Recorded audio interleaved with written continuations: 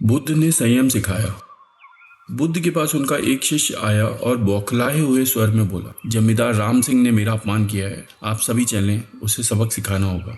बुद्ध बोले, प्रियवर, सच्चे बुद्ध का अपमान करने की शक्ति किसी में नहीं होती। तुम इस बात को भुला दो। जब प्रसंग भुला दोगे तो अपमान कहाँ बचा रहेगा। शिष्य ने कहा, उसने आपके प्रति भी अपशब्दों का प्रयोग किया था। आप चलिए तो सही। आपको देखते ही वह शर्मिंदा हो जाएगा और क्षमा मांग लेगा। इससे मैं संतुष्ट हो जाऊंगा। बुद्ध कुछ विचार कर बोले, अच्छा, यदि ऐसी बात है तो मैं अवश्य ही राम जी के पास चलकर उसे समझाने का प्रयास करूंगा। शिष्य ने आतुर होकर कहा, चलिए, नहीं तो रात हो जाएगी। बुद्ध ने कहा, रात आएगी तो क्या, रात के पश्चात दिन भी तो आएगा। यदि तुम वहां चलना आवश्यक ही समझते हो तो मुझे कल याद दिलाना, कल चलेंगे। दूसरे दिन बात आई गई हो गई। शिष्य अपने काम में लग गया, बुद्ध अपनी साधना में लीन हो गए। दोपहर होने पर बुद्ध ने शिष्य से पूछा, आज राम जी के पास चलना है? शिष्य ने कहा, नहीं, मैंने जब घटना पर विचार किया तो मुझे इस बात का आभास हुआ कि भूल मेरी ही थी। अब राम जी के पास चलने की कोई जरूरत नहीं। बुद्ध ने मुस्कुराकर कहा, अगर हम तुरंत प्रतिक्रिया देने से बचे तो हमारे भीतर की कटुता समाप्त हो जाती है। शिष्य बुद्ध का